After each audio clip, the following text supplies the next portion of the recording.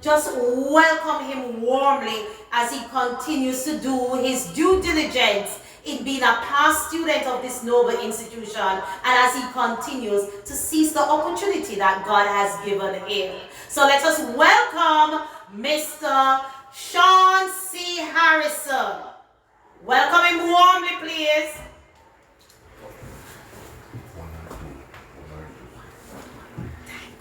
Hello, good morning, students.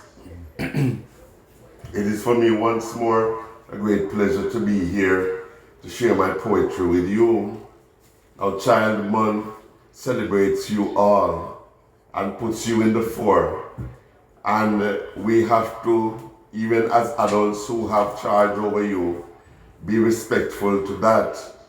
And we are glad that there is a time where we can focus on you and focus on your well-being and try to see what ways we can implement to make your lives better as children. Now, my aim this morning with this poem that I'm going to read is for you to really cement in your minds that our parents as our first line of defense, for the most part, do mean us well.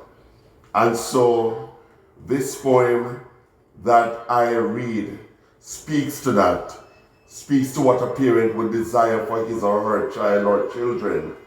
And I just want you to listen carefully. And, I want you to take to heart the counsel of the years that your parents has in them, the wisdom of the years that the Lord has given them to guide you. And the Bible has given us a mandate that we are to honor our mother and our father, that our days may be long upon the land which the Lord thy God gives, or the Lord our God gives to us.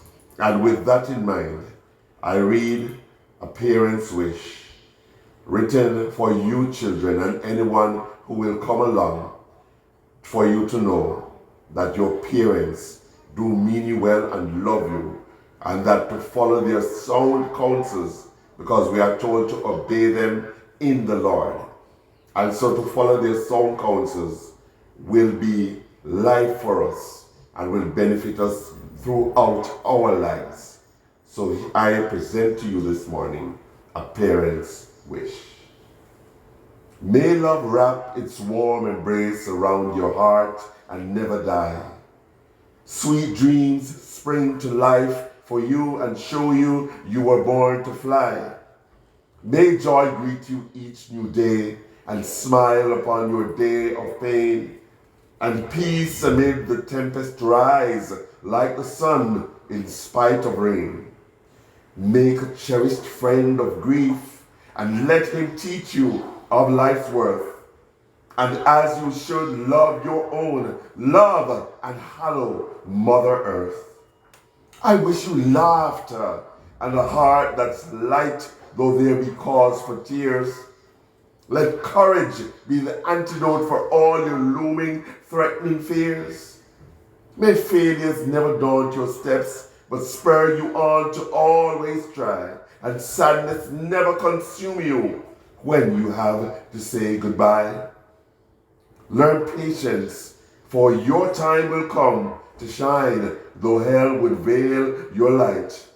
Let self-possession hold your heart when you face the bitter fight. May faith be richly found in you when darkened is the path you tread, and obfuscated is the long and winding road that lies ahead. Be tender, though this world dictates that roughness somehow makes the man, for tenderness will be returned to you when shown as best you can. Wisdom to make the best choices when they are strewn upon life's beach.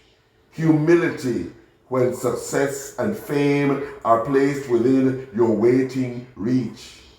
May kindness fill your heart for those this world has dealt a bitter hand.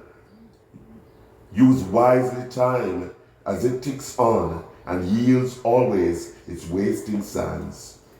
May your life be fully lived when death comes knocking at your door, and be found worthy of of God's name when you leave this earthly shore. Thank you so much, children.